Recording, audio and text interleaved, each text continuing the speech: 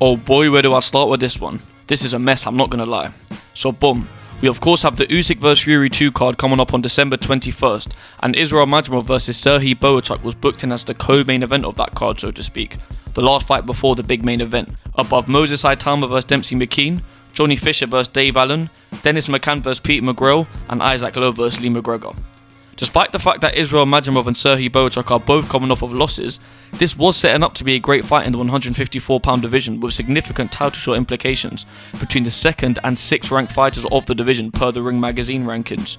Madrimov is coming off of a highly competitive 12-round technical battle with the pound-for-pound star Terence Bud Crawford back in August, a fight in which Madrimov lost his WBA super welterweight title.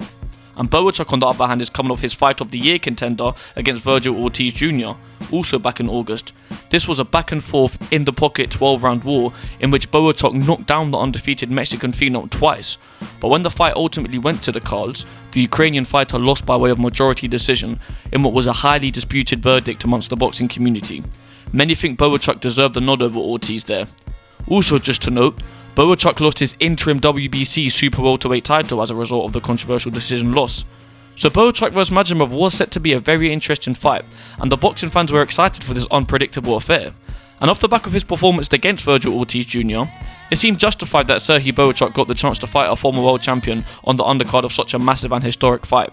And of course, as for Madrimov now, a win over Bohachuk would be a great way to bounce back from the loss to Crawford. But we're more concerned with what was at stake for Bohachuk here, for reasons I will discern shortly, but I'm sure you all know where this is going. Now in the last week or so, the absolutely stacked Beterbiev vs Bivol 2 card got announced, a card taking place on February 22nd, just 2 months after the Usyk vs Fury 2 card. And what do you know? One Israil Madrimov was announced on the card to fight none other than the man who Bohachuk lost to by a controversial decision, Vergil Ortiz Jr. So that is also a great fight of course, for the same reasons I was just saying Madrimov vs Bohachuk is, with the respective performances they were coming off, and the fact that Vergil Ortiz Jr. is now of course the WBC interim champ at 154. This fight is to be taking place underneath 4 world title fights, so Madrimov is set to be much deeper on this card than he is on the Usyk vs Fury 2 card, as this one's quite a bit more stacked. Usyk vs Fury 2 itself is of course the only world title fight on that card. So to get to the point a bit more, when Israil Madrimov was announced to be on this card, people's first thought was probably, no way he's double booked. Bohachuk must be injured, right? That first fight's gotta be off. But nah, we all checked, it was still on. Yeah, still on. Nothing wrong with Bohachuk at all. Madrimov was indeed set to be fighting these 2 beasts within the space of 2 months essentially, and for the few days this was set to be the case, this caused up a massive stir within the boxing community. So some admired the fact that Israil Madrimov was going to be running the gauntlet and going ahead with this tough schedule. It's unheard of to have back-to-back scheduled fights against such dangerous opposition in such short succession. I'm not gonna lie, I was one of these people, and irrespective of certain news on this fight coming out, my next video was due to be a piece in which I would express my admiration for this level of activity. I'm going to go into more detail about my personal experience in regards to the recent news in this Madrimov situation later in the video, because it does give an interesting perspective on things, but I'm going to deal with the news and the objective stuff beforehand. So on the other hand now, you have those who were highly critical of this overbooking from Serhii Bohachuk's part, and saw it as disrespect to Bohachuk, as if Madrimov himself and the matchmakers were overlooking Bohachuk and just expecting Madrimov to get a win over the Ukrainian and come out of the fight unscathed enough to fight just 2 months later, and have the Vergil Ortiz fight lingering on his mind in the latter stages of his camp for the Bohachuk fight, as if Bohachuk didn't deserve Madrimov's full attention. Now this narrative was totally understandable, as again, we know how tough Bohachuk is, and Bohachuk himself felt disrespected by Madrimov signing to fight this shortly after he was scheduled to fight him. Bohachuk spoke in an interview in which he disapproved of Madrimov signing to fight Ortiz, and spoke about how fighters should take it one fight at a time, and that one fight could change your life. So yeah, Serhii Bohachuk definitely felt overlooked here, and rightly so from his part. Because of how good of a fighter Bohachuk is, whether people thought Bohachuk would beat Madrimov, knock him out, or even just do a good deal of damage on the former champion a losing effort, some actually theorised that Madrimov's fight with Vergil Ortiz Jr. in February would not commence. Yeah, that Madrimov would fight the first of the 2 scheduled fights and not be able to make it to the second of the 2. So yeah, again, an understandable notion from the fans, and Serhii Bohachuk was justifiably criticised for this unprofessional matchmaking.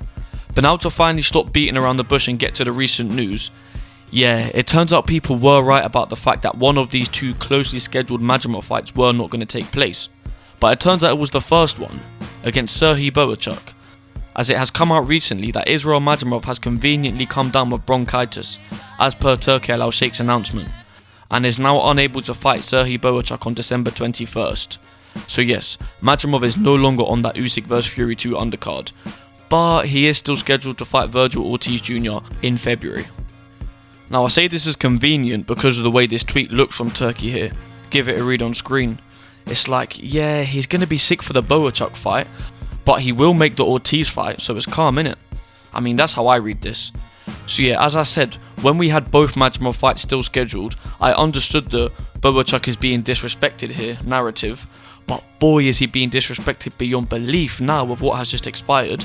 Now maybe Madrimov is really sick, we aren't to know, but maybe he might not be that sick, and he would be well enough to fight Bohachuk if he didn't have another big payday scheduled. Or maybe he isn't sick at all and is just faking it, essentially ducking Bohachuk. Or maybe he is working in cahoots with Serhii Bohachuk, as perhaps Turkey realised he messed up with the overbooking. But even if the pullout is all on Madrimov, Turkey is still at fault a good bit for his over-eager matchmaking. But I'm sure Madrimov will be able to recover from his bronchitis to fight the WBC interim champ and bigger name in Vergil Ortiz Jr. on that massive February card. So yeah, let's call it what it is, mate. Bohachuk is being ducked by Madrimov, and the man who got the controversial decision victory over him has now stolen his former world champion opponent. Wow. Alright, so what does this mean for Serhii Bohachuk and the Usyk vs Fury 2 card in Riyadh? Well, Bohachuk is still on that card, but in a major compromise, he will now be fighting one Ishmael Davis instead. A short notice opponent for Bohachuk and a step down in class. Now of course, Ishmael Davis is also taking this fight on very short notice, just 2 weeks out from the card, so fair play to Davis as well first and foremost. Davis is no former world champ like Madrimov, but he is game, and he ought to be commended for stepping up. But unfortunately, Serhii Bohachuk vs Ishmael Davis isn't quite co-main event worthy for the rematch of an undisputed heavyweight title fight. And as for Bohachuk, he is now having to fight a dangerous opponent who he has much less to gain out of defeating in terms of rankings and notoriety. Well, definitely in terms of rankings, because Davis ain't even top 15 in any of the 4 major governing bodies' rankings. Well, to be fair to Ishmael Davis, he did just come off of a majority decision loss to the well-ranked Josh Kelly, a fight in which Davis also took on short notice and came in as a replacement for, proving just how game he is, and he had Josh Kelly in trouble late on in that fight. But yeah, that's even more to the point of the high-risk, low-reward factor for the former WBC interim champ Serhii Bohachuk here. Just peak for Bohachuk all round, man. From being scheduled to fight the top-ranked guy who just gave Crawford a good fight in Madrimov, a man who Bohachuk very well could have beat by the way, to fighting a dangerous and unranked guy. Now in isolation, I look forward to Serhii Bohachuk vs Ishmael Davis, a fun fight in the 154-pound division, a division which is hot right now. But we're not here to preview how good of a fight that will be, as good as I do think it will be. Wait, I lied, I will be giving that fight a little preview later on in the video. So of course, the Usyk and Fury rematch sells itself pay-per-view wise, but in regards to a solid undercard, it is the dichotomy of this card and the upcoming and recently announced Beterbiev vs Bivol 2 card that proves that Fury vs Usyk doesn't really have the most stacked supporting lineup. As aforementioned, there is no world title fight beneath Fury vs Usyk 2, as opposed to the 3 world title fights beneath Beterbiev vs Bivol 2 and 3 interim world title fights beneath that. That Beterbiev vs Bivol 2 card is being praised as the best Riyadh season card yet, because in the past, people have talked up Riyadh season cards saying that every fight or multiple fights on the card are main event worthy, which has been embellishing words in some cases, but in this case, it's definitely true. All 6 of the fights between Beterbiev vs Bivol are main event worthy. Yeah. Now we look back at the Usyk Fury card, which is just around the corner, and the difference is crazy, with or without Madrimov. But does Madrimov pulling out of that fight make such a difference to the card? Well, yes it does, because Madrimov was meant to be the only former world champ on the undercard, let alone the fact that he just fought Crawford and made a big name for himself, and again, has now been replaced by an unranked guy. And now it just looks like a basic domestic undercard that you'd see in the O2 arena. No real world level stuff. Not quite Riyadh season worthy, right? A world level historic main event supported by a little British undercard. Now I'm British boxing first, and I will personally enjoy this card a lot, but I'm being objective, because in the cancelled script I wrote, which I was naively gassing up Madrimov for taking 2 fights at once, which I will get to soon, I low-key referenced how fights which exclusively appeal to an American audience are not quite Riyadh season worthy. Well, in regards to one Xander Zayas formerly looking to be on the already stacked Beterbiev vs Bivol 2 card, but that kind of blew back up in my face, didn't it? Pause. Imagine what Americans think of this card now with Ishmael Davis in instead of Madrimov. Forget about it. So before I get into my little minor inconvenience that came as a result of this whole ordeal, let me unpack all of that again. So Madrimov had been scheduled to fight Serhii Bohachuk on the Usyk vs Fury 2 undercard. Then way after that scheduling, just recently, Madrimov was announced to fight Vergil Ortiz Jr. So momentarily, he was booked in for both fights against the two men who recently fought each other in that thrilling fight of the year contender. But not too many days after the second of the two fights against Ortiz was announced, he pulled out of the shortly approaching fight with Bohachuk.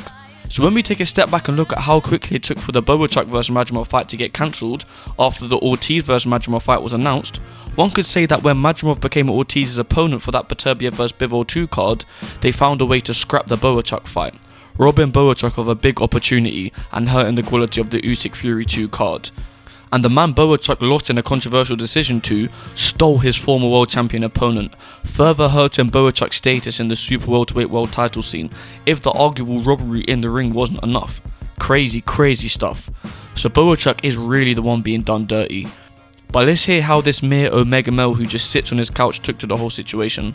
I'm going to timestamp this video, so if you don't want to hear me waffle about how I found out the fight got cancelled, then feel free to skip on by past the coming timestamp section. Yeah, because right now I'm going to have to go off topic. But you see how Tommy Fury and Darren Till were scheduled to fight on January 18th? Well, I decided to work on an early preview and predictions video for that fight. So I already had that whole joint narrated and I was just over halfway through the editing, took a few days with the research and what have you. And I woke up last Friday having somewhere else I ought to have been, but my goal was to finish that video. But what do you know? I wake up to the news that Tommy Fury pulled out of the fight because he really took Darren Till's threat seriously. You know that Till was going to kick him in the face if he was losing the boxing match. So if I'm in that fight and I'm losing, I'm going to go, right, I'm kicking him in the face now. And you ain't going to do shit. So, hold on. I'll say, KSI, find me all my money because I'm not even asked. Now I could run all day about Tommy Fury as a result of this, but let me not bulk this video out too much. But to sum it up, I have lost a lot of respect for Tommy Fury as a result of that scenario. Not that I was some big Tommy Fury fan in the first place, or not that I had an issue with him at all. I was rather indifferent to the guy. But here's the issue. In that video, I was really talking Tommy Fury up and backing him to win and sort of taking sides with him in the scheduled Darren Till fight. Then I found out he pulled out like the little ponce he is. And when I woke up and found out the news that day, although Tommy himself announced that the fight was off, I heard people theorise about how it might be a ploy to promote the fight. And also KSI himself, the very promoter of that Darren Till vs Tommy Fury fight, basically put out a tweet telling Tommy to go ahead with the fight. So I thought, what's the point in scrapping this whole video when it could be announced tomorrow that it's still on or something? And my prediction and preview was very objective, and my original aim was to show my fellow degenerate gamblers why they probably ought to bet on Tommy Fury. So I thought, in case the fight is really still on, instead of raging at Tommy Fury for pulling out like I wanted to, let me just post this video anyway as my objective fight prediction and proceed to address the alleged cancellation in my description, directing people to my description at a certain point in the video and in a pinned comment. But the video absolutely flopped and people just came to comment saying that the fight was cancelled, as if they didn't see me mention it in my pinned comment. It's fine, innit though, we move. It's on me I suppose that I didn't wait for the fight to be rescheduled or something and just went and posted the video right after the fight got cancelled. But that is my most recent video, so do read the description if you want to hear my little mini rant. One commenter called that description ADHD ridden, and I don't blame him to be fair. But two quick things I will mention from it is that I said that I take that as my punishment for straying away from pure boxing discussions, because in my video just prior to that, I spoke about Mike Perry's new promotion, Dirty Boxing Championship. And next video up I'm talking about a Misfits fight and referencing loads of MMA stuff in there, of course being that Darren Till is an MMA fighter.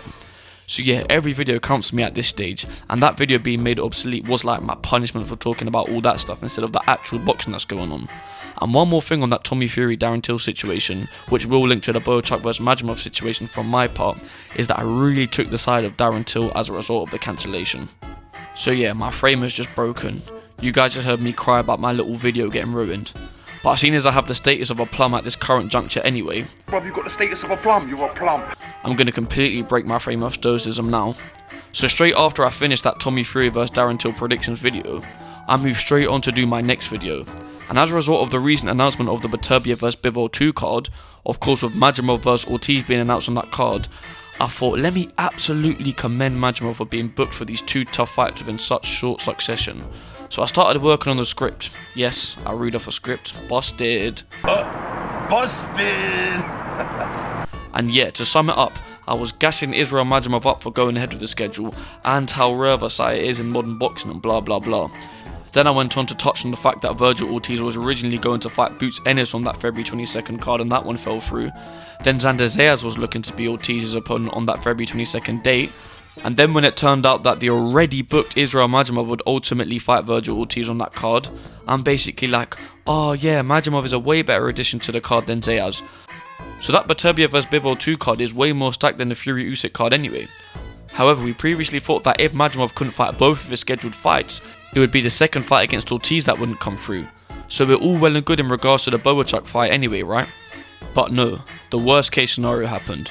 Bohachuk was robbed of the opportunity to fight Madrimov, and the imbalance in quality between the Usyk Fury card and the Beterbiev Bivol card got worse when Madrimov pulled out of the Bohachuk fight.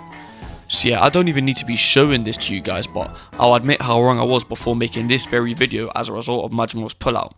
So Xander Zayas vs Vergil Ortiz Jr. for the WBC interim super welterweight title being on the Beterbiev Bivol card, and Madrimov vs Bohachuk being on the Fury Usyk card. In hindsight, it would have been better that, innit? Oh boy, did I get fooled. After that, in the little cancelled script, I was saying how I was admiring Madrimov as a result of the double booking situation, rather than seeing it as Bohachuk being disrespected and overlooked. Oh boy, does this look bad now. Then I was going to go on to talk about what a win over both Ortiz Jr. and Bohachuk was going to possibly do for Madrimov, and go on to talk about how a Crawford rematch would then be justified and all that jazz, and just waffle about how stacked 154 is at the top afterwards. But obviously that video got scrapped, and now we are talking about Madrimov's dastardly pullout of the Bohachuk fight. So yeah, 2 quite damning cancellations within a week. But that's boxing for ya, nothing new. I mean, us fans suffered this with the first Usyk Fury fight, so it is what it is. And there's many more examples throughout boxing history, but we'll be here all day listing them off. But what the Tommy Fury vs Darren Till cancellation has in common with the Israil Madrimov vs Serhii Bohachuk cancellation is that in both scenarios, one guy is clearly at fault for the fans being deprived of each of those respective fights. That obviously being both Tommy Fury and Israil Madrimov. And on a completely volatile switch up, as I said, I completely took sides with Darren Till in that situation after the cancellation, and I hope if his fight with Tommy Fury ever gets rescheduled, that the former UFC contender absolutely chins the Fury. And now as a result of this Madrimov Bohachuk cancellation, I am completely on the side of Bohachuk. Bohachuk had my respect anyway, and he is absolutely my kind of fighter, and he was very unfortunate to not get the win in the Ortiz fight. But when Madrimov was double booked, I looked to be a little contrarian and downplay the disrespect being shown to Bohachuk, and to root for Madrimov for his would-be activity. I'm sounding like a broken record now, but I'm all the way team Bohachuk in this one now. I hope that if he ever does fight Madrimov, he absolutely chins him, just in the interest of fairness. So if Bohachuk gets through Ishmael Davis, and Madrimov gets through Ortiz, it would only be right that that cancelled fight does get rebooked. But Madrimov will probably get a world title shot, and Bohachuk will be left in the dark again. Although to be fair, that scenario could set up a Bohachuk vs Ortiz 2 fight, which was in demand right after their first fight. Oh yeah, but I can't lie, I forgot to mention how I actually found out the fight was cancelled, but it's a bit silly really. So on Saturday just gone, I was writing the script about Madrimov's 2 supposed upcoming fights. But being the gambling degenerate I am, earlier that day, I checked the odds for Madrimov vs Bohachuk. Madrimov was 7-4 on points. Decent. 80 quid returns 220. Broke boy stakes, I know, I've just exposed myself there. But I was potentially going to put more money down, but it only gets worse from here. So I was writing all that stuff, gassing up Madrimov like the dunce I am. Then I stopped to watch the Magnificent 7 card, headlined by Denzel Bentley vs Brad Pauls. Then after that fight, I didn't get back to working on my script. So it was of course to go straight to watching the Emmanuel Navarrete vs Oscar Valdez 2 card, right? No, it wasn't. So of course it was to watch the Liam Poirier vs Richardson Hitchens card, right? Nah, it wasn't that either. Like the disgrace I am, I went on to watch the UFC from the early prelims. Now I spread quite a lot of dosh betting on that whole UFC card, thinking I've got to come up with something here surely. And if it all went well on the UFC, I was literally going to put hundreds on Madrimov to beat Bohachuk. And if I came up with a decent bit of profit, I was going to at least double that planned poxy £80 stake on Madrimov by points. But I didn't win a single penny on the UFC as it goes. So after that depressing UFC card, at 7 odd in the morning, I went back to that little script previewing Madrimov's 2 fights. Yeah. But just as I got started, I thought, oh yeah, seeing as the UFC flopped for me betting wise, and I haven't built a bigger budget for the Madrimov fight, let me just lock in that poxy £80 stake now for Madrimov to beat Bohachuk by decision. So I go on the search bar on Bet365 and search Bohachuk. Nothing comes up. Oh bollocks, I must be spelling it wrong, right? Nah, I wasn't spelling it wrong. The fight just didn't come up on Bet365. So subsequently I searched Madrimov vs Bohachuk on Google to see if anything has happened with the fight or if 365 is just bugging. And I saw an article from 10 hours ago announcing that fight's cancellation. Wow. Not once but twice, and it sure wasn't nice. I definitely took that whole order of events as punishment for not sticking to boxing, for watching the UFC and exclusively betting on that rather than the boxing that night. It's fine. I lost the money, I had to scrap the video, on top of my most recent upload being made obsolete. It was a sign to do what man know and stick to boxing. It's better that, innit? It's better that, innit? Yeah. Get your money, you lot stick to boxing, do what man know. At least I didn't narrate and edit that whole joint before Madrimov pulled out though, because I don't need to waste any more time. I mean, I only just hit 1k. So yeah, now let's get back to business for those of you who got to this point after me crying about one of my videos getting ruined and having to scrap another vid as a result of 2 cancellations in absolutely effeminate fashion rather than just taking it on the chin like a man. Well, content creation and gambling aside, I was looking forward to those 2 fights nonetheless. Cheers for making it to this point in the video though, and if you skip past that timestamp, you probably made the right choice, I'll be real.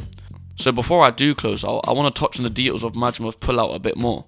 So per this ambiguous doctor's report, Madrimov pulled out due to acute bronchitis, which could easily be a lie as we know, but I don't want it to be a thing where everyone is forced to blindly go by this narrative. So if you want to have your own interpretation of the situation, then let's take a look at what acute bronchitis is.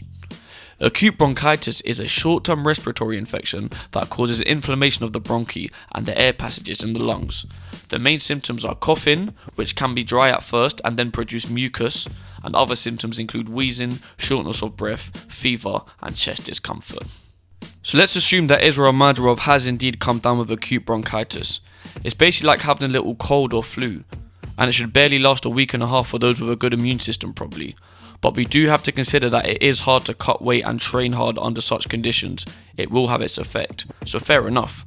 But as I previously suggested, if he didn't have another big payday lined up, he likely would have had the incentive to fight in this state, as it's not the worst illness in the world, and I'm sure many fighters have fought in such a state.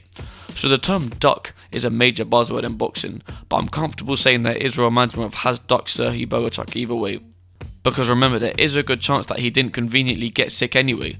And even if this is a sham, but it was the idea of his team, and Madrimov personally still wanted to fight with Bohachuk, Bohachuk has still been ducked here, and has been done dirty.